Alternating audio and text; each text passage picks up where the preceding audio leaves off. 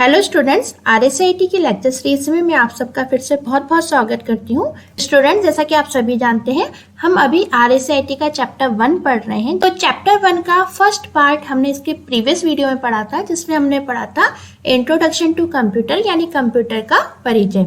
अब उसी सीरीज को हम आगे बढ़ाते हैं और चैप्टर 1 का हम आज सेकंड टॉपिक पढ़ते हैं, जो कि हमारा कंप्यूटर का वर्गीकरण।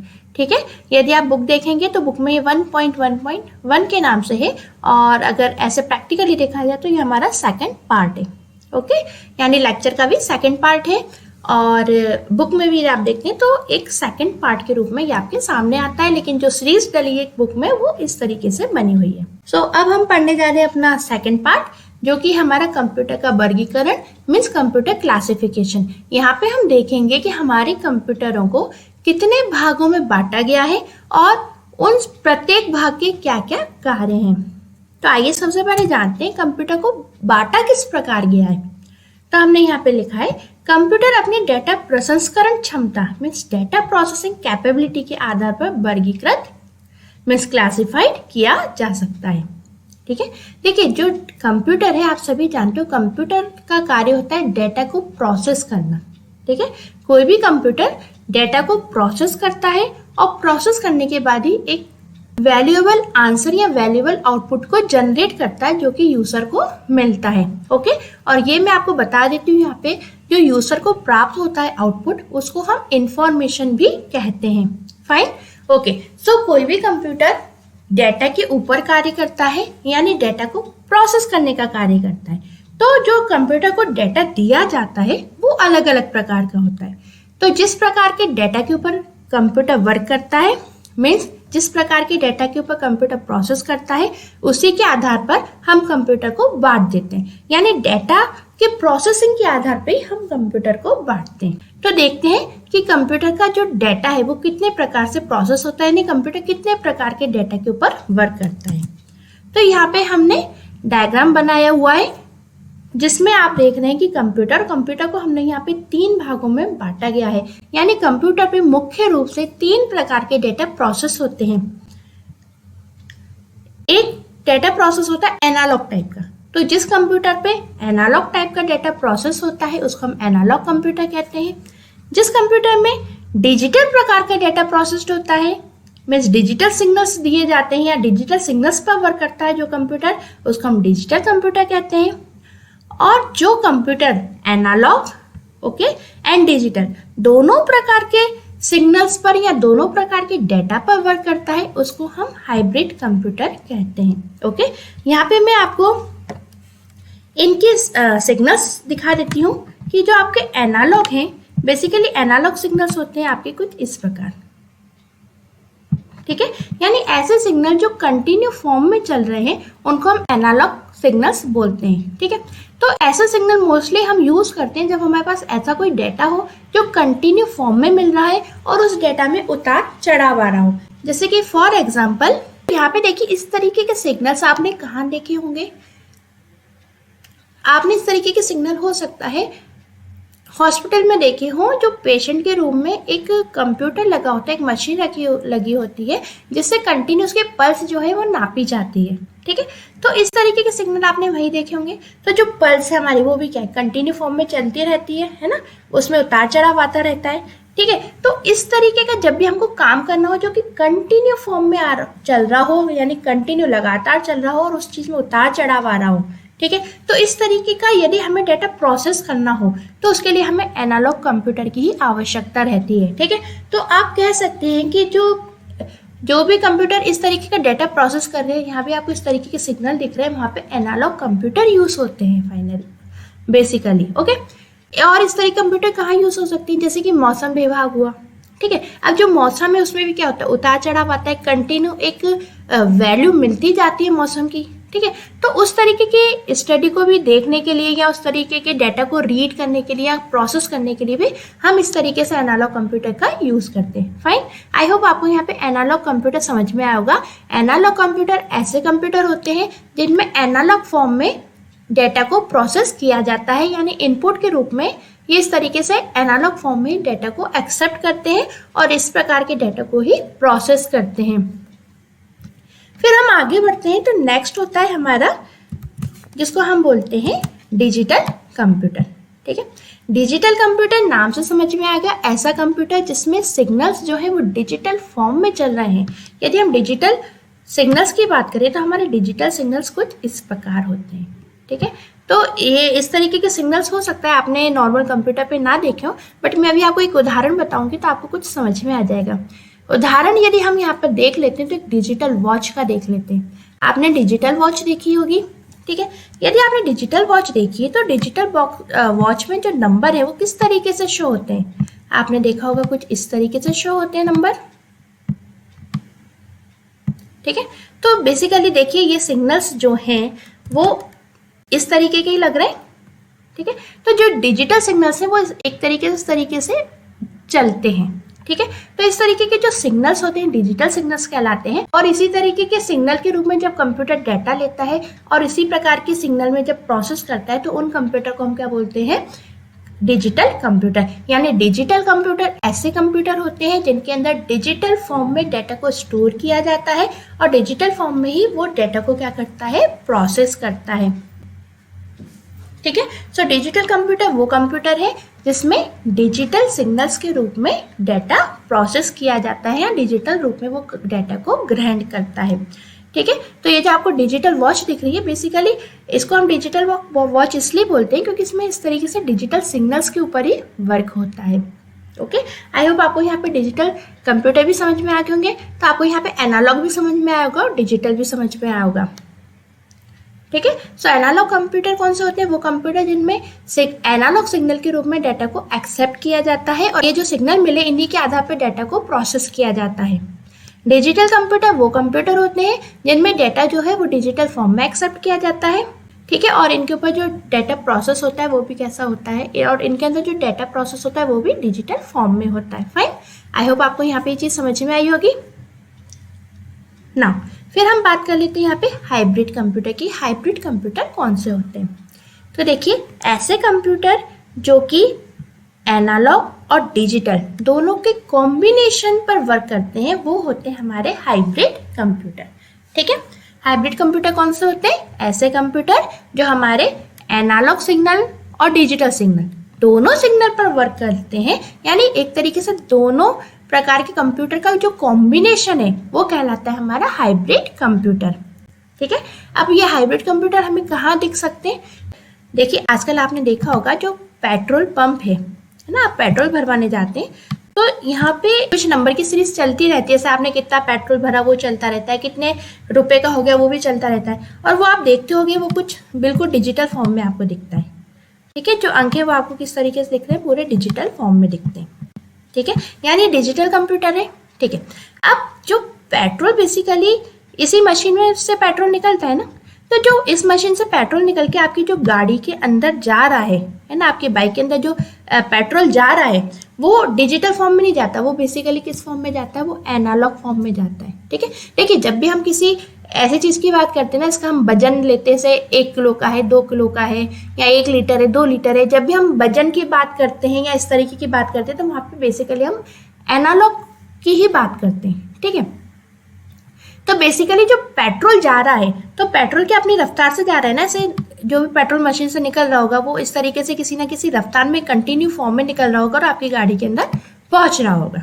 ठीक है, अब ये जो आपके सिग्नल्स जितने सिग्नल्स यानी जितना पेट्रोल जा रहा है उसकी क्या की जा रही है, एक गणना की जा रही है, और गणना करने के बाद जो मशीन है उस पर उस गणना को क्या करवाया जा रहा है, शो करवाया जा रहा है। जैसे 3 लीटर पेट्रोल निकल गया तो गणना बकायदा चल रही इस तरीके से कि 3 लीटर पेट्रोल आ चुका है। इनकेस 4 लीटर पेट्रोल यहाँ से निकला है ना, तो ये बकायदा आपको इस तरीके से दिख जाएगा कि जो 4 लीटर पेट्रोल यहाँ से जा चुका है। ओके फाइन, आई होप आपको समझ में आ रहा होगा। तो इस तरीके के कंप्यूटर क्या कर रहे हैं, एनालॉग पर भी काम कर रहे हैं और डिजिटल पर भी काम कर रहे हैं, यानी एनालॉग फॉर्म में इनपुट ले रहे हैं और डिजिटल फॉर्म में आपको उसको कन्वर्ट करके दिखा रहे हैं ताकि आपको प्रॉपर एक नंबर के रूप में आउटपुट दिख जाए। ठीक है, तो ये चीजें क्या करती है, हमारे कार्य को भी सरल बनाती हैं। तो इस तरीके के कंप्यूटर जो कि डिजिटल और एनालॉग दोनों का कॉम्बिनेशन होते हैं या दोनों प्रकार के सिग्नल्स पे वर्क करते हैं, हम उन्हें हाइब्रिड कंप्यूटर कहते हैं। आई होप आपको यहाँ पे 3 चीजें बहुत अच्छे समझ में आ गई होंगी। बिल्कुल सिंपल सा है कि कंप्यूटर को हमने मुख्य 3 भागों में बांटा है, एक एनालॉग, एक डिजिटल और एक हाइब्रिड। ऐसे कंप्यूटर जिनमें एनालॉग फॉर्म में वर्क होता है या एनालॉग फॉर्म में जिनमें डेटा प्रोसेस होता है वो एनालॉग कंप्यूटर होते हैं, जिनमें डिजिटल फॉर्म में डेटा प्रोसेस होता है वो डिजिटल कंप्यूटर होते हैं, और जो एनालॉग और डिजिटल दोनों प्रकार के सिग्नल्स पर वर्क करते हैं वो हमारे हाइब्रिड कंप्यूटर होते हैं। अब जब हम इनके आगे बढ़ते हैं तो अगेन जो हमारा डिजिटल कंप्यूटर है इसको हमने मुख्य 4 भागों में बांटा है। ठीक है, हमें यहाँ पे एनालॉग कंप्यूटर को और बांटने की आवश्यकता नहीं है, ना हमें हाइब्रिड को और बांटने की आवश्यकता है। ये जो है वो नॉर्मल सिंगल होते हैं, बट जो हमारे डिजिटल कंप्यूटर होते हैं इनके आगे चल के फिर से 4 मुख्य भाग बन जाते हैं। पहला बनता है माइक्रो कंप्यूटर, दूसरा बनता है मिनी कंप्यूटर, तीसरा बनता है मेन फ्रेम कंप्यूटर, चौथा बनता है सुपर कंप्यूटर। ठीक है, तो इस तरीके से जो आपका डिजिटल कंप्यूटर है वो 4 मुख्य भागों में बांटा गया है। अब इसका हो सकता है आप किसी किताब में देखो तो जो क्रम है वो ऊपर नीचे हो सकता है, यानी सुपर कंप्यूटर ऊपर हो, मेन फ्रेम ऊपर सेकंड नंबर पर हो, फिर माइक्रो हो, फिर मिनी हो, है ना। तो बेसिकली तो क्या बांटा गया है, तो आप इसको आगे पीछे किसी भी तरीके से लिख सकते हो, उसमें कोई ज़्यादा प्रॉब्लम नहीं है। ठीक है, सो आई होप आपको ये चीज़ समझ में आई होगी कि जो डिजिटल कंप्यूटर है उसको यदि हम और आगे बढ़ाते हैं तो उस डिजिटल कंप्यूटर को भी यहाँ पर मुख्य 4 भागों में बांटा गया है। डिजिटल कंप्यूटर के भागों के नाम आपको याद रखना है। पहला होता है माइक्रो, दूसरा होता है मिनी, तीसरा होता है मेन फ्रेम और चौथा होता है सुपर कंप्यूटर। ओके स्टूडेंट्स, तो आई होप आपको यहाँ पे कंप्यूटर का वर्गीकरण बहुत अच्छे समझ में आया होगा। यदि कोई भी दिक्कत है, कोई भी डाउट है तो आप मुझे कमेंट बॉक्स में पूछ सकते हैं। और हाँ प्लीज़, यदि आप फर्स्ट टाइम मेरे चैनल को देख रहे हैं तो उसे सब्सक्राइब जरूर कीजिए और वीडियो पसंद आ रहा है तो इसको लाइक जरूर कीजिए। चलिए आगे बढ़ते हैं। तो अब हमने जो ये क्लासिफिकेशन देख ली है डिजिटल कंप्यूटर के, इनको अब हम विस्तार के रूप में पढ़ते हैं। ठीक है, तो बेसिकली एनालॉग और हाइब्रिड को हमें विस्तार में पढ़ने की आवश्यकता नहीं, सिर्फ इनके बारे में जानने की आवश्यकता है। ठीक है, क्योंकि जो मोस्टली पूछे जाते हैं क्वेश्चन वो डिजिटल कंप्यूटर से ही पूछे जाते हैं और एनालॉग और हाइब्रिड की कोई ज्यादा टाइप नहीं होते, सिर्फ इनके बारे में ही जानना सफिशिएंट है। ओके, सो डिजिटल कंप्यूटर के जितने भी भाग हैं इनको अब हम डीप में पढ़ना शुरू करते हैं। तो अब हम सुपर कंप्यूटर से शुरू करते हैं, क्योंकि सुपर कंप्यूटर अपने आप में सबसे अच्छा कंप्यूटर होता है, सबसे फास्ट होता है और बहुत ही शक्तिशाली होता है। अब यहाँ पे एक चीज और जान लीजिए, डिजिटल कंप्यूटर में जो भी आपने ये कंप्यूटर देख रहे हो, बेसिकली इनको जो हमने अलग अलग नाम दिए हैं, ये नाम हमने इनको आकार के आधार पर दिए, यानी इनके साइज के आधार पर दिए। जैसे आपको दिख रहा है ना, माइक्रो कंप्यूटर, मिनी कंप्यूटर। जो आपका ये कंप्यूटर होते हैं इनको साइज के आधार पे ही हम माइक्रो बोलते हैं, साइज के आधार पे मिनी बोलते हैं। फिर मेन फ्रेम कंप्यूटर जो उसका क्या साइज बहुत बड़ा हो जाता है, सुपर कंप्यूटर का भी साइज क्या है, बड़ा हो जाता है। यानी डिजिटल कंप्यूटर का जो वर्गीकरण है ना, ये साइज के आधार पर होता है, ये स्टोरेज कैपेसिटी के आधार पर भी होता है। यानी ये जितने भी कंप्यूटर आपको दिख रहे हैं ना, इनकी सबकी स्टोरेज कैपेसिटी भी अलग अलग है। ठीक है, और इनकी जो परफॉर्मेंस है, यानी जो परफॉर्मेंस देते हैं अपने कार्य की, वो भी क्या है, अलग अलग है। तो मोस्टली हम कह सकते हैं कि डिजिटल कंप्यूटर को हम मुख्य 3 प्रकार से बांट लेते हैं यहाँ पे। एक तो साइज के आधार पर, एक हम बांट लेते हैं इनको परफॉर्मेंस के आधार पर, और एक हम बांट लेते हैं इनको स्टोरेज कैपेसिटी के आधार पर। ठीक है, तो चलिए इसको हम डीप में पढ़ते हैं। तो यहाँ पे हमने लिखा है आकार, भंडारण क्षमता और प्रदर्शन के आधार पर वर्गीकरण, means classification based on size, storage capacity and performance. यानी ये जो कंप्यूटर हमने बांटे हैं इनको हमने 3 प्रकार का क्लासिफिकेशन के रूप में बांटा हुआ है। ठीक है, तो चलिए इनको डीप में पढ़ते हैं ताकि आपको हर चीज अच्छे से समझ में आ जाए। यहाँ पे देखिए, कंप्यूटर एक बड़े रूम के साइज में बहुत बड़ा और एक लैपटॉप के रूप में छोटा हो सकता है, या मोबाइल में माइक्रो नियंत्रक, माइक्रो कंट्रोलर और एम्बेडेड सिस्टम तक के आकार के हो सकते हैं। बेसिकली जो हमारे कंप्यूटर हैं वो एक बहुत बड़े आकार से लेकर बहुत छोटे आकार तक हो सकते हैं। यानी कंप्यूटर जो आपने देखा है डेस्कटॉप पे, उसका आकार अलग है, लैपटॉप है तो उसका आकार अलग है, इवन आपने मोबाइल देखा है तो उसका आकार अलग है, यदि आप टैबलेट देख लें तो उसका आकार अलग है। आकार के साथ साथ इनकी जो स्टोरेज कैपेसिटी है सबकी, वो अपनी अलग अलग है। साथ ही साथ में इनकी जो परफॉर्मेंस है वो भी क्या होती है, सबकी अलग अलग होती है। ठीक है, सो कंप्यूटर को यदि हम वर्गीकृत करते हैं इनके साइज के आधार पर, तो एक बड़े कंप्यूटर यानी एक रूम बराबर के कंप्यूटर, पूरा जो एक कमरा होता है यानी अच्छा खासा कोई बड़ा रूम होता है उसके आकार के भी कंप्यूटर होते हैं, ठीक है। तो इतने बड़े कंप्यूटर से लेकर छोटे कंप्यूटर तक हो सकते हैं। साथ ही साथ में हम बात करते हैं यहाँ पे माइक्रो कंट्रोलर। माइक्रो कंट्रोलर क्या होता है? माइक्रो कंट्रोलर बेसिकली एक छोटी सी चिप होती है, ठीक है। तो आप देखते हैं ना कि आजकल क्या है, हर चीज में क्या है, जो भी कंप्यूटिंग डिवाइस में छोटी छोटी चिप्स लगी होती हैं, ठीक है। तो बेसिकली छोटी सी चिप हम अटैच कर देते हैं किसी भी डिवाइस के अंदर, तो वो भी क्या होती है, एक छोटे कंप्यूटर की तरह ही कार्य करने लगती है। तो मोबाइल से भी ज्यादा छोटी छोटी कंप्यूटिंग डिवाइस हो सकती हैं। जैसे कि हम बात कर लें, आजकल स्मार्ट वॉच चलती हैं, ठीक है। तो स्मार्ट वॉच भी क्या है, एक प्रकार का एक छोटा सा कंप्यूटर ही है, वो भी है ना। जो भी आपका मोबाइल सिस्टम में चलता है वो आपके स्मार्ट वॉच पर चल जाता है, ठीक है। तो बेसिकली कहाँ अंतर आ रहा है? अंतर आ रहा है उनकी चिप के ऊपर। जो आपका प्रोसेसर की जो चिप है वो लैपटॉप में देखी जाए तो डिफरेंट आकार की है, फोन में देखी जाए यानी एंड्रॉइड फोन में देखी जाए तो डिफरेंट आकार की रहेगी। यदि आप स्मार्ट वॉच की बात कर ले तो उसमें वो चिप और भी डिफरेंट आकार की हो जाएगी, ठीक है। तो बेसिकली ये चिप है, जो प्रोसेसर है, वही तो पूरी एक तरीके से देखा है तो कंप्यूटिंग डिवाइस है, क्योंकि सारा का सारा डेटा तो उसी के अंदर प्रोसेस हो रहा है ना। तो बहुत बड़े बड़े कंप्यूटर से लेकर एक चिप जितने साइज तक के या चिप जैसे कंप्यूटर भी मौजूद होते हैं, और साथ ही साथ में एम्बेडेड सिस्टम तक के आकार के कंप्यूटर हो सकते हैं। एम्बेडेड सिस्टम किसे बोलते हैं? एम्बेडेड सिस्टम का मतलब होता है जब भी हम किसी डिवाइस में छोटा सा सूक्ष्म कंप्यूटर फिट कर देते हैं, उसको हम बोलते हैं एम्बेडेड सिस्टम या एम्बेडेड कंप्यूटर, ठीक है। जैसे कि अगर एक बहुत ही छोटा सा उदाहरण दे दें, ले लें हम यहाँ पर, तो एक ऑटोमेटिक वॉशिंग मशीन हो गई, ठीक है। अब वो ऑटोमेटिक क्यों है? उसमें हम क्या कर रहे हैं, उसमें हमें सिर्फ और सिर्फ जो इनपुट है वो देना है, बाकी वो पूरा काम खुद ही कर लेती है ऑटोमेटिक वॉशिंग मशीन। अब पूरा काम कैसे कर पा रही है? उसके अंदर कुछ ना कुछ तो फिटिंग होगी ना।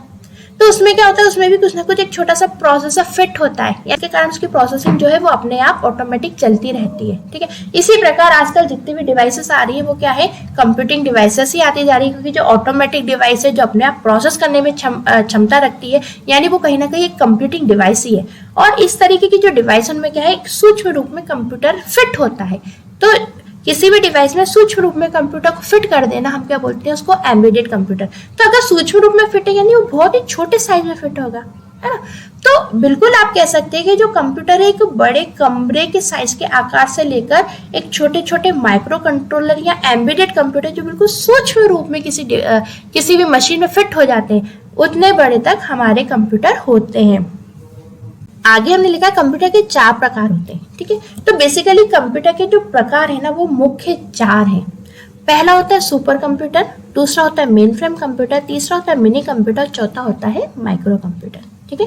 यहाँ पे आपको ये कंप्यूटर्स के नाम याद रखने हैं, ठीक है। पहला होता है सुपर कंप्यूटर, दूसरा होता है मेन फ्रेम कंप्यूटर, तीसरा होता है मिनी कंप्यूटर और चौथा होता है आपका माइक्रो कंप्यूटर। इसको आपको अच्छे से अपनी नोटबुक में नोट करना है। आगे बढ़ते हैं। नाउ अब हम बात कर लेते हैं सुपर कंप्यूटर की। सबसे पहले जान लेते हैं डीप में कि सुपर कंप्यूटर क्या होता है। तो हमने लिखा है यह कंप्यूटर सुपर कंप्यूटर डेटा के भंडारण क्षमता में स्टोरेज कैपेसिटी, प्रदर्शन मीन्स परफॉर्मेंस और डेटा प्रोसेसिंग मीन्स प्रोसेसिंग के मामले में सबसे शक्तिशाली कंप्यूटर्स होते हैं। देखिए ये क्या है, सुपर कंप्यूटर है, तो नाम से समझ में आ गया ऐसे कंप्यूटर जो एकदम सुपर है। अब सुपर कंप्यूटर यानी सबसे अच्छे कंप्यूटर है, तो आप अनुमान लगा सकते हैं क्या क्या होगा इनमें। सीरीज से बात है, जब एकदम सुपर है, एकदम अच्छे कंप्यूटर है, इनमें स्टोरेज की कैपेसिटी बहुत अच्छी होगी, यानी इसमें डाटा को बहुत ज्यादा मात्रा में आप स्टोर कर सकते हैं, ठीक है। सुपर कोई भी चीज हम कब बोलेंगे, जब उसकी परफॉर्मेंस बहुत अच्छी होगी, यानी बहुत जल्दी फास्ट कोई कंप्यूटर काम कर लेगा, उसको हम सुपर कंप्यूटर बोलेंगे। सीधी सी बात है, यानी किसी भी कंप्यूटर की परफॉर्मेंस बहुत अच्छी है, बहुत फास्ट उसने काम किया है, तो हम उसको क्या बोल सकते हैं, सुपर कंप्यूटर बोल सकते हैं। और साथ ही साथ में वो कंप्यूटर किस प्रकार डेटा को प्रोसेस कर रहा है, ठीक है, यानी कि खूब सारी मात्रा में वो एक साथ कई डेटा को प्रोसेस करने की जिसमें क्षमता होती है, वो क्या होता है, सुपर कंप्यूटर होता है, ठीक है। तो बेसिकली सुपर कंप्यूटर की सबसे खास 3 विशेषताएं होती हैं जो उस कंप्यूटर को सुपर बनाती हैं। वो पहली विशेषता है कि सुपर कंप्यूटर में भंडारण क्षमता यानी स्टोरेज कैपेसिटी बहुत अच्छी होती है। सुपर कंप्यूटर का प्रदर्शन यानी जो परफॉर्मेंस है वो बहुत अच्छा होता है, और साथ ही साथ में जो डेटा प्रोसेसिंग होती है सिस्टम के अंदर, यानी डेटा प्रोसेस होता है जो कंप्यूटर में, वो भी बहुत शानदार होता है, बहुत अच्छा होता है, ठीक है। तो इन तीनों के मामले में सुपर कंप्यूटर सबसे शक्तिशाली कंप्यूटर होते हैं, यानी सुपर कंप्यूटर के अलावा अन्य कोई भी कंप्यूटर है उन कंप्यूटरों में सुपर कंप्यूटर की अपेक्षा स्टोरेज कैपेसिटी भी कम होती है, उनका परफॉर्मेंस भी कम होता है और डेटा प्रोसेसिंग की जो कैपेबिलिटी है वो भी क्या होती है, कम होती है। और सुपर कंप्यूटर की बात करें तो तीनों चीजें इसमें बहुत अच्छी होती है और ये एक बहुत ही शक्तिशाली कंप्यूटर होता है। फिर हम सुपर कंप्यूटर के बारे में और पढ़ते हैं तो हमने लिखा है सुपर कंप्यूटर बहुत ही खास कंप्यूटर होते हैं जो कि बड़ी खोज मीन्स रिसर्च और वैज्ञानिक उपयोग मीन्स साइंटिफिक पर्पस के लिए इस्तेमाल किए जाते हैं। ठीक है, तो अभी हमने क्या देखा कि सुपर कंप्यूटर क्या है, एक बहुत ही अच्छे कंप्यूटर है जिनमें स्टोरेज कैपेसिटी बहुत अच्छी है, जिनकी परफॉर्मेंस बहुत अच्छी है, यानी परफॉर्मेंस बहुत अच्छी है और जिनकी डाटा प्रोसेसिंग की कैपेबिलिटी यानी डाटा बहुत सारी मात्रा में इनके अंदर क्या हो जाता है, प्रोसेस होता है। खूब सारा डाटा आप इनकी मेमोरी में डाल दो, खूब सारा डाटा प्रोसेस हो जाता है। तो जब इतना अच्छा काम इसमें होता है तो इस कारण हम सुपर कंप्यूटर को रिसर्च और साइंटिफिक पर्पज से यूज करते हैं। ठीक है, तो जो सुपर कंप्यूटर है बेसिकली ये रिसर्च और साइंटिफिक पर्पज से यूज में लिए जाते हैं। अब ये क्वेश्चन कई बार आता है कि रिसर्च या साइंटिफिक पर्पज से कौन से कंप्यूटर यूज में लिए जाते हैं, तो उसमें आपका आंसर होगा सुपर कंप्यूटर। फिर हम और जानते हैं सुपर कंप्यूटर के बारे में, तो हमने उदाहरण लिखा है जैसे कि नासा द्वारा अंतरिक्ष यान को लॉन्च करना, उन्हें नियंत्रित करने तथा अंतरिक्ष में खोज करने के लिए सुपर कंप्यूटर का इस्तेमाल किया जा रहा है। ठीक है, तो जैसे कि नासा में आप जानते होंगे कि जो साइंटिस्ट है वो कंप्यूटर टाइम टू टाइम पे भेजते हैं, एक खोज करते रहते हैं अन्य अन्य ग्रहों की। ठीक है, तो वो सारे जो लॉन्चिंग होती है वहां पे अंतरिक्ष यान को लॉन्च करना, साथ ही साथ में वहां पे जो भी चीजें लॉन्च हुई है उनको कंट्रोल करना, अंतरिक्ष में नई नई चीजों को खोजना, इन सब कामों के लिए सुपर कंप्यूटर का यूज किया जाता है। ओके, सो जैसे नासा हुआ, इस तरीके की जो रिसर्च ऑर्गेनाइजेशन है यहाँ पे सुपर कंप्यूटर का यूज होता है। अब आप कहेंगे सुपर कंप्यूटर जब इतना अच्छा होता है, इसकी कैपेसिटी इतनी अच्छी होती है, परफॉर्मेंस इतनी अच्छी होती है, तो क्यों ना हम लोग सुपर कंप्यूटर का यूज करें, नॉर्मल कंप्यूटर का यूज क्यों करते हैं? तो चलिए आइए वो भी हम जान लेते हैं कि हम क्यों नहीं यूज कर पाते इसका। तो हमने यहाँ पे बताया इन कंप्यूटरों को कार्य करने के लिए बहुत ज्यादा जगह की जरूरत पड़ती है। ये जो कंप्यूटर होते हैं सुपर कंप्यूटर, इनका साइज बहुत बड़ा होता है, काफी बड़े बड़े साइज के होते हैं। ठीक है, और सबसे बड़ी बात, और ये अत्यधिक महंगे भी होते हैं, यानी बहुत ज्यादा इनकी कॉस्ट होती है।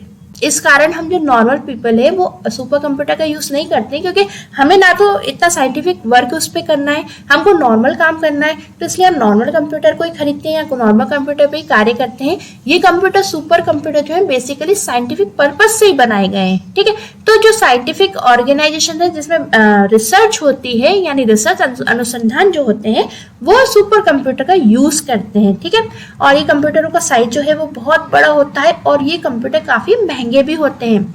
अब जो सबसे खास आपको ध्यान रखने वाली बात है वो आ रही है, वो है पहला सुपर कंप्यूटर।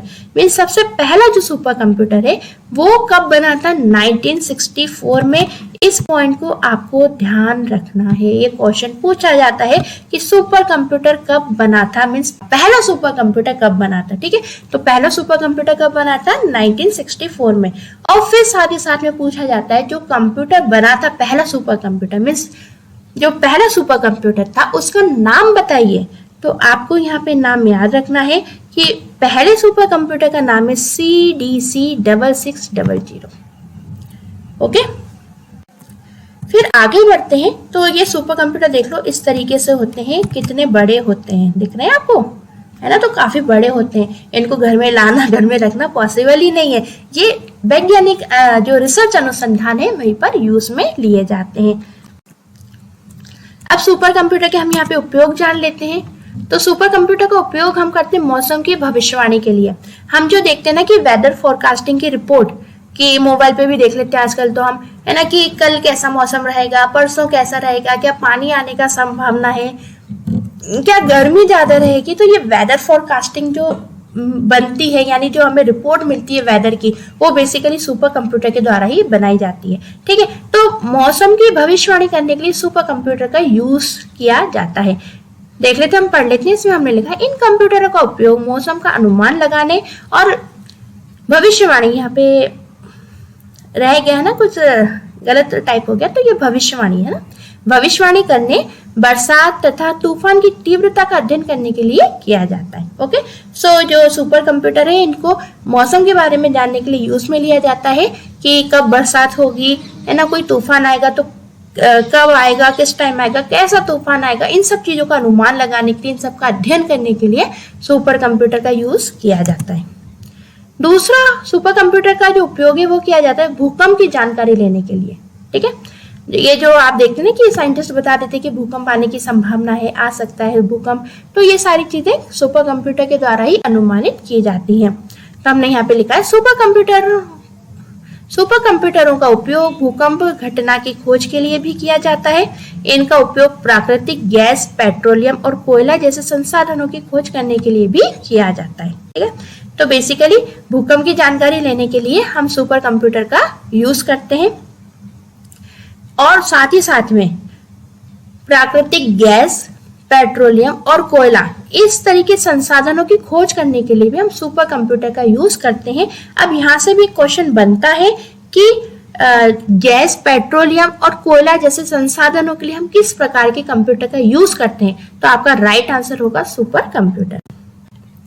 तीसरा, संचार के लिए मीन्स कम्युनिकेशन एस्टेब्लिश करने के लिए हम सुपर कंप्यूटर का यूज करते हैं। कैसे करते हैं, देखिए हमने लिखा ये कंप्यूटर्स विभिन्न उपकरणों यानी डिवाइसों, मशीनों और व्यक्तियों के बीच संचार व्यवस्था को बढ़ाने means enhancing the communication. Enhancing का मतलब होता है बढ़ाना और कम्युनिकेशन का मतलब होता है संचार। ठीक है, तो यहाँ पे जो हिंदी में लिखा है ना उसी को इंग्लिश में यहाँ पे बताया। हिंदी में क्या लिखा है, संचार व्यवस्था को बढ़ाने यानी एनहेंसिंग दी कम्युनिकेशन, ओके, में बहुत सहायक सिद्ध होते हैं। ठीक है, तो यदि हमें संचार का कार्य करना है या संचार का कार्य बढ़ाना है तो उसमें भी हमें सुपर कंप्यूटर का उपयोग रहेगा। संचार किसके बीच में, जैसे मशीनों और मानव के बीच में यदि कोई संचार हो रहा है तो वो उसके लिए क्या यूज होते हैं, सुपर कंप्यूटर। आप देखते हैं ना रोबोट मशीन्स आती हैं, है ना, तो रोबोट मशीन क्या है, व्यक्तियों की तरह काम करती हैं। आपने कुछ नेट पे देखी होंगी सोफिया और इस तरीके की रोबोट मशीन्स होती हैं, तो वो ह्यूमन की तरह ही बोलती हैं। ठीक है, तो इस तरीके के जो कंप्यूटर है ना बेसिकली जो संचार भी कर पा रहे हैं मानव के साथ, तो इस तरीके के कंप्यूटर भी आपके किस में आते हैं, सुपर कंप्यूटर की श्रेणी में ही आते हैं। ना आगे बढ़ते हैं तो हम और भी एप्लीकेशंस देख लेते हैं सुपर कंप्यूटर की। तो हमने लिखा है इन कंप्यूटर के और भी बहुत सारे उपयोग हैं। ठीक है, तो जो सुपर कंप्यूटर है उनके और भी कई सारे उपयोग है। कौन कौन से, तो हमने लिखा है जैसे कि हथियारों के परीक्षण मीन्स वेपन सिमुलेशन और नाभिकीय हथियारों मीन्स न्यूक्लियर वेपन्स के प्रभाव को जानने में हम सुपर कंप्यूटर का उपयोग करते हैं। ठीक है, तो जो आपके सुपर कंप्यूटर बेसिकली ये हथियारों के परीक्षण में भी यूज में लिए जाते हैं। तो जो सुपर कंप्यूटर है वो बेसिकली क्या करते हैं कि कोई हथियार है वो किस तरीके से कार्य करेगा, क्या उसका रिजल्ट आएगा, उसका प्रभाव, सब चीजें हम उस कंप्यूटर के द्वारा समझ सकते हैं और उस कंप्यूटर के द्वारा उसको देख सकते हैं। ठीक है, कोई नाभिकीय हथियार होते हैं यानी जो न्यूक्लियर वेपन्स होते हैं उनका प्रभाव भी हम सुपर कंप्यूटर के द्वारा ही जान सकते हैं। अब यहाँ पे बात आती है कुछ प्रसिद्ध सुपर कंप्यूटर। ठीक है, ऊपर देखिए हमने एक प्रसिद्ध सुपर कंप्यूटर देखा था जो कि था हमारा सबसे पहला सुपर कंप्यूटर जो कि 1964 में बना था और उसका नाम क्या था, CDC 6600। ठीक है, तो ये नाम तो आपको याद रखना ही है, लेकिन कुछ सुपर कंप्यूटर और भी है, इनके नाम भी आपको याद रखना है, ये क्वेश्चन में पूछा जाता है। पहला IBM Sequoia, ये अमेरिका में यूज होता है सुपर कंप्यूटर। दूसरा है फुजित्सु कंप्यूटर जो कि जापान में यूज होता है। तीसरा है परम सुपर कंप्यूटर जो कि भारत में यूज होता है और ये परम जो है भारत के द्वारा बनाया गया सुपर कंप्यूटर है। तो ये क्वेश्चन भी पूछा जाता है कि भारत के द्वारा बनाया गया प्रथम सुपर कंप्यूटर कौन सा है, तो वो कौन सा है आपका परम। नाउ फिर हम आगे बढ़ते हैं तो दूसरे प्रकार का कंप्यूटर पढ़ लेते हैं जो कि हमारा मेन फ्रेम कंप्यूटर। जान लेते हैं मेन फ्रेम कंप्यूटर के बारे में। ये मेन फ्रेम कंप्यूटर काफी महंगे होते हैं और इनका इस्तेमाल सरकारी संस्थाओं मीन्स गवर्नमेंट ऑर्गेनाइजेशन और बड़ी व्यावसायिक firm means large business firm या बिजनेस ऑपरेशन के लिए किया जाता है। ठीक है, जो मेन फ्रेम कंप्यूटर होते हैं बेसिकली क्या, ये महंगे बहुत आते हैं। ठीक है, महंगे आने का कारण यही है कि इनकी भी जो स्टोरेज कैपेसिटी है ना वो बहुत अच्छी होती है। जो इनकी कार्य करने की क्षमता है वो भी बहुत अच्छी होती है। तो इसी कारण ये क्या होते हैं, काफी महंगे होते हैं। ठीक है, तो इनमें जो स्टोरेज है वो काफी अच्छा हो जाता है, प्रोसेसिंग काफी अच्छे से हो जाती है। हाँ, लेकिन साइंटिफिक पर्पज से यूज में नहीं लिए जाते, है ना। यहाँ पे अंतर क्या आ जाता है सुपर और मेन फ्रेम से, कि जो सुपर कंप्यूटर है वो तो साइंटिफिक पर्पज से लिए जा रहे हैं, लेकिन जो साइंटिफिक पर्पज से यूज में नहीं लिए जा रहे, लेकिन उनकी स्टोरेज क्षमता अच्छी है, उनके कार्य की कुशलता अच्छी है, इनका भी परफॉर्मेंस अच्छा है ना, लेकिन थोड़ा सा सुपर कंप्यूटर की तुलना में क्या होता है, कम होता है फिर भी। ठीक है, तो इस तरीके के कंप्यूटर क्या होते हैं, आपके मेन फ्रेम कंप्यूटर होते हैं। तो एक तरीके से ये भी एक शक्तिशाली ही कंप्यूटर है, इनका भी सब कुछ सुपर कंप्यूटर की तरह अच्छा है, बस थोड़ा सा कंपैरिजन किया जाए तो थोड़ा डाउन रहता है उनकी तुलना में हर चीज। ठीक है, और ये वैज्ञानिक पर्पज से यानी जो साइंटिफिक पर्पज से यूज में नहीं लिए जाते, ये यूज में लिए जाते बिजनेस में। जैसे कोई गवर्नमेंट ऑर्गेनाइजेशन हो गया वहां पे यूज में लिया जाएगा, या कोई बड़ा बिजनेस हो गया वहां पर यूज में लिया जाएगा कौन, मेन फ्रेम कंप्यूटर। तो ये बिजनेस पर्पज से यूज होते हैं, और जो सुपर कंप्यूटर थे वो किस पर्पज से यूज ले रहे थे, वो हम यूज ले रहे थे साइंटिफिक पर्पज से। तो ये दोनों में बीच में बहुत बड़ा अंतर है, ध्यान रखिएगा इस बात को। फिर मेन फ्रेम में हमने लिखा ये कंप्यूटर बड़े कमरे में रखे जाते हैं। ठीक है, ये कंप्यूटर जो मेन फ्रेम है ये भी क्या है, एक बड़े कमरों में रखे जाते हैं, क्योंकि इनके भी साइज क्या होते हैं, बड़े ही होते हैं। फिर हमने लिखा है जहां उचित शीतलन मीन्स प्रॉपर कूलिंग एवं अन्य दूसरी सुविधाएं उपलब्ध हो। यानी ये जो कंप्यूटर होते हैं ना मेन फ्रेम कंप्यूटर, इनमें क्या हीट बहुत जनरेट होती है। हीट क्यों जनरेट होगी, क्योंकि भाई ये कार्य बहुत करेंगे, तो जो सीधी सी बात है कार्य बहुत करेगा यानी ज्यादा एनर्जी उससे लग रही है। ठीक है, तो वो हीट भी ज्यादा जनरेट करेंगे, इसलिए जो मेन फ्रेम कंप्यूटर होते हैं ना इनको हम बड़े रूम में रखते हैं, और वहां पे हम कूलिंग का विशेष ध्यान रखते हैं कि यहाँ पे कूलिंग अच्छी हो। यदि कूलिंग अच्छी नहीं होगी ना, मीन्स एसी नहीं चल रहे होंगे उस जगह पर, यहाँ पे मेन फ्रेम कंप्यूटर रखा है, तो वो कंप्यूटर हमारे खराब होने की संभावना बहुत बढ़ जाएगी। तो इसलिए इन कंप्यूटरों को काफी अच्छी जगह पे प्रॉपर कूलिंग जैसी जगह पर ही रखा जाता है, वो बड़े रूम में रखा जाता है। ठीक है, फिर आगे मेन फ्रेम कंप्यूटर के बारे में और जानते हैं। तो हमने यहाँ पे लिखा है ये बहुत बड़ी मात्रा में उपलब्ध data means large volume data को बहुत तेज गति मीन्स हाई स्पीड से प्रोसेस कर सकते हैं। ठीक है, जैसे कि आपको मैंने बताया कि जो मेन फ्रेम कंप्यूटर है इनकी भी डाटा स्टोर करने की कैपेसिटी बहुत अच्छी होती है, खूब सारे डाटा की अपनी मेमोरी में स्टोर कर सकते हैं, और खूब सारे डाटा को ये एक साथ अपनी मेमोरी में क्या कर सकते हैं, प्रोसेस भी कर सकते हैं। ठीक है, तो जो आपके मेन फ्रेम कंप्यूटर है ये लार्ज वॉल्यूम डेटा यानी खूब सारे डेटा को बहुत तेज गति से प्रोसेस कर सकता है। ठीक है, तो मेन फ्रेम कंप्यूटर बेसिकली बहुत सारे डेटा को बहुत जल्दी क्या कर लेता है, प्रोसेस कर देता है, और बहुत जल्दी इसका आउटपुट भी वो जनरेट कर देता है। फिर हमने लिखा है विशाल व्यवसाय बैंक, शिक्षण संस्थान और इंश्योरेंस कंपनियों में उनके ग्राहकों के डेटा को रखने के लिए मेन फ्रेम कंप्यूटर्स का उपयोग किया जाता है। ठीक है, तो मेन फ्रेम कंप्यूटर का यदि आपसे उपयोग पूछा जाए कहाँ किया जाता है, तो मेन कंप्यूटर का उपयोग किया जाता है विशाल व्यावसायिक बैंक, यानी जो बड़े बड़े व्यावसायिक बैंक होते हैं वहां पे मेन फ्रेम कंप्यूटर का यूज किया जाता है। शिक्षण संस्थान यानी जो भी स्कूल है, कॉलेज है, कोई कोचिंग सेंटर है, वहां भी मेन फ्रेम कंप्यूटर का यूज किया जाता है, क्योंकि इनके अंदर डाटा जो है बहुत सारी मात्रा में स्टोर हो जाता है, और ये जगह ऐसी है यहाँ पे बहुत सारे डाटा को स्टोर करने की आवश्यकता होती है। जैसे स्कूल कॉलेज में बहुत सारा डाटा स्टोर करने की आवश्यकता होती है, बड़े बड़े बैंकों में डाटा स्टोर करने की आवश्यकता होती है। साथ में यदि हम बात कर ले तो जो इंश्योरेंस कंपनियां होती हैं उनमें भी बहुत सारे ग्राहकों का डाटा स्टोर होता है, तो जो इंश्योरेंस कंपनियां है वो भी मेन फ्रेम कंप्यूटर का यूज करती हैं उसके डाटा को मेंटेन करने के लिए, डाटा को स्टोर करने के लिए। तो इस तरीके के देखिए ये आपके मेन फ्रेम कंप्यूटर्स होते हैं। ठीक है, काफी बड़े भी होते हैं और काफी अच्छी इनकी स्पीड होती है, काफी अच्छी इनकी स्टोरेज कैपेबिलिटी होती है, काफी अच्छी इनकी डाटा प्रोसेसिंग कैपेबिलिटी भी होती है। आगे बढ़ते हैं। तो अब मेन फ्रेम कंप्यूटर में आपको ध्यान रखना है दो मुख्य कंप्यूटरों के नाम। ठीक है, तो ये दो पॉपुलर मेन फ्रेम कंप्यूटर है, एक तो है फुजितुस ICL VME और दूसरा है हिताची Z800। तो आपको ये दो नाम याद रखना, ये मेन फ्रेम कंप्यूटर के नाम है जो कि पॉपुलर मेन फ्रेम कंप्यूटर है। फिर हम बात कर लेते हैं मिनी कंप्यूटर की। मिनी कंप्यूटर प्रायः छोटे व्यापार में उपयोग में लिए जाते हैं। ठीक है, जैसे हम अभी बात कर रहे थे ना मेन फ्रेम कंप्यूटर की, तो मेन फ्रेम कंप्यूटर बड़े बिजनेस में यूज में लिए जाते हैं, बट मिनी कंप्यूटर प्रायः जो छोटे बिजनेस होते हैं या छोटे लेवल के बिजनेस होते हैं वहां पे यूज में लिए जाते हैं।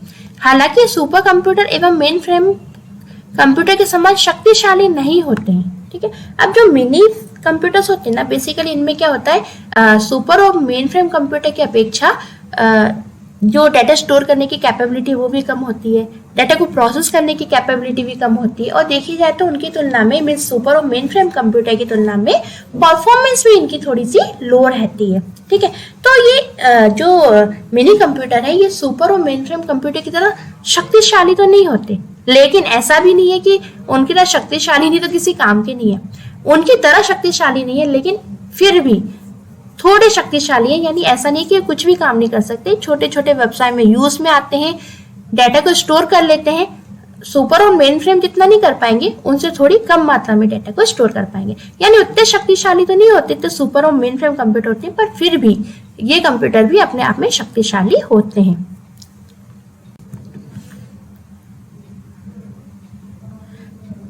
पावरफुल मशीनों में गिनती में आते हैं। ठीक है, ठीक है, अब यहाँ पे देखिए ये जो लाइन है ये रिपीट हो गई नेक्स्ट में है, तो इसको मैं काट देती हूँ यहाँ से ना, यहाँ से पढ़ते हैं। इनका उपयोग बड़ी या मध्यम वर्ग की कंपनी, बिग और मिडिल रेंज कंपनी और उत्पादन सदनों प्रोडक्शन हाउसेस में किया जाता है। ठीक है, अब इनका भी उपयोग जो है बड़ी ऐसा नहीं है जैसे हमने अभी क्या देखा कि मिनी कंप्यूटर ऐसा नहीं शक्तिशाली, बहुत अधिक शक्तिशाली हो सुपर और मेन फ्रेम जैसे नहीं होते, लेकिन फिर भी शक्तिशाली होते हैं। ठीक है, तो जैसे मेन फ्रेम कंप्यूटर का भी यूज होता है ना बड़ी कंपनियों में, तो बड़ी कंपनियों में मेन फ्रेम के साथ साथ मिनी कंप्यूटर का भी यूज होता है। ठीक है, सो मिनी कंप्यूटर है वो बड़ी कंपनियों में भी यूज किए जाते हैं, मध्यम टाइप की कंपनी उसमें भी यूज किए जाते हैं, और जो छोटे लेवल की कंपनियां हैं या छोटे लेवल के उद्योग है वहां भी यूज में लिए जाते हैं मिनी कंप्यूटर। या फिर जो उत्पादन सदन होते हैं या फिर जैसे प्रोडक्शन हाउसेस होते हैं वहां पर भी हम मिनी कंप्यूटर का यूज करते हैं। लिखा है ये कंप्यूटर एकल उपयोगकर्ता और बहु उपयोगकर्ता mean single and multi users की अवधारणा कंसेप्ट पर कार्य करते हैं। अब ये जो मिनी कंप्यूटर होते हैं ना ये सिंगल यूजर भी होते हैं, मल्टी यूजर्स भी होते हैं, यानी इन कंप्यूटर पे कोई सिंगल यूजर भी कार्य कर सकता है, और यदि कई सारे यूजर भी इस कंप्यूटर पे कार्य करना चाहें तो वो मिनी कंप्यूटर पे कार्य कर सकते हैं। फिर कुछ मिनी कंप्यूटर के उदाहरण निम्नलिखित है। अब यहाँ पे कुछ मिनी कंप्यूटर के उदाहरण आते हैं, तो जैसे K202 है, टेक्सास इंस्ट्रूमेंट T1990 है, HTS 92 है।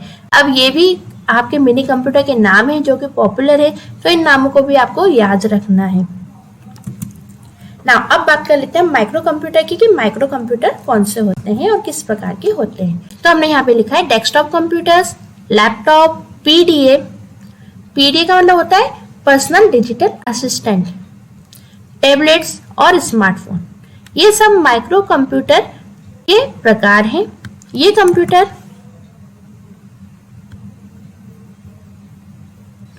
ठीक है, इस लाइन को हमने यहाँ पे रिपीट कर दिया है। ये कंप्यूटर वाइडली इस्तेमाल किए जा रहे हैं तथा काफी तेज गति से उभर रहे हैं। ये कंप्यूटर चारों बेसिक कंप्यूटर में से सबसे सस्ते होते हैं। ठीक है, सबसे अच्छी खास विशेषता है कि जो माइक्रो कंप्यूटर है ये सबसे सस्ते होते हैं। जो हमने पहले 3 कंप्यूटर पढ़े ना, मेन फ्रेम, सुपर और मिनी, उनकी तुलना में माइक्रो कंप्यूटर सस्ते होते हैं। ठीक है, और माइक्रो कंप्यूटर जो है वो कौन कौन से होते हैं, जो हमारे नॉर्मली घर में यूज होती हैं, ऑफिस में आप देखते हो ना डेस्कटॉप कंप्यूटर, वो माइक्रो कंप्यूटर ही होते हैं।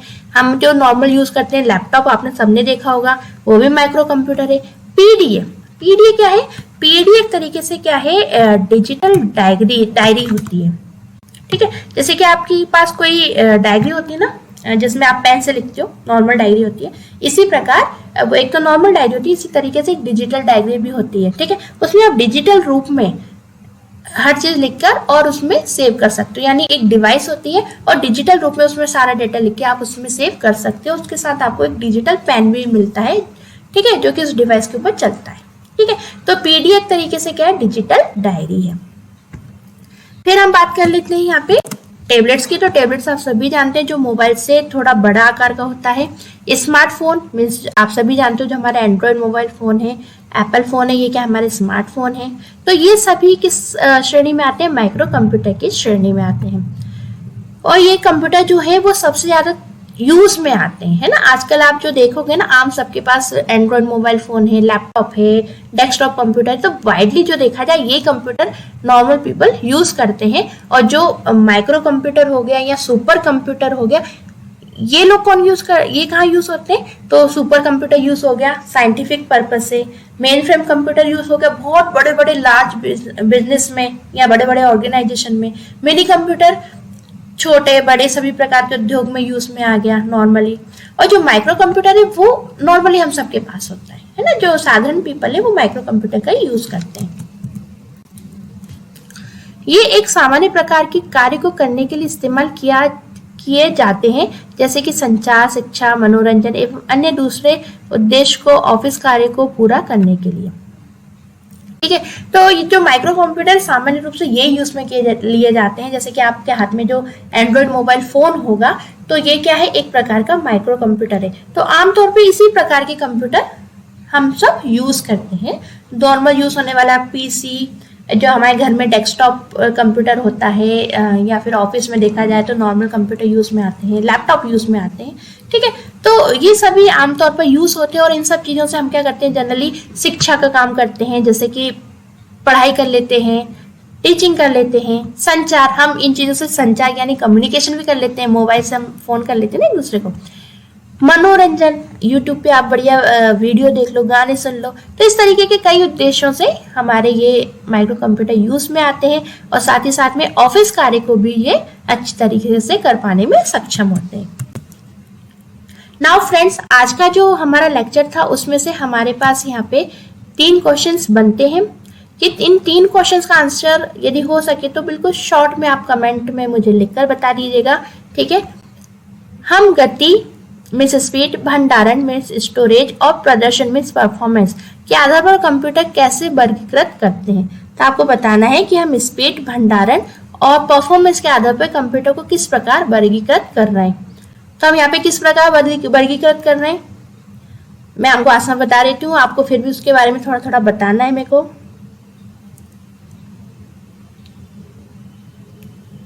ठीक है, तो हम यहाँ पे कैसे वर्गीकरण करते हैं, यानी कैसे बांट रहे हैं, तो मैं आपको वैसे अभी बताया ही है, बता देती हूँ इसका आंसर।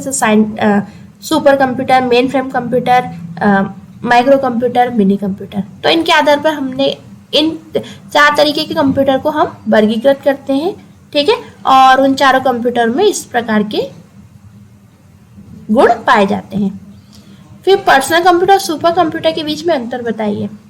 तो जो हमने माइक्रो कंप्यूटर पढ़े थे और स्टार्टिंग में सुपर कंप्यूटर पढ़े हैं ना, इनके बीच में आप अंतर यहाँ पर लिख सकते हो। दोनों के बारे में अच्छे से पढ़ लेना और अपने कॉपी में नोट्स बना लेना, ये क्वेश्चन पूछा जाता है परीक्षा में। भारत में पहले सुपर कंप्यूटर का नाम बताइए।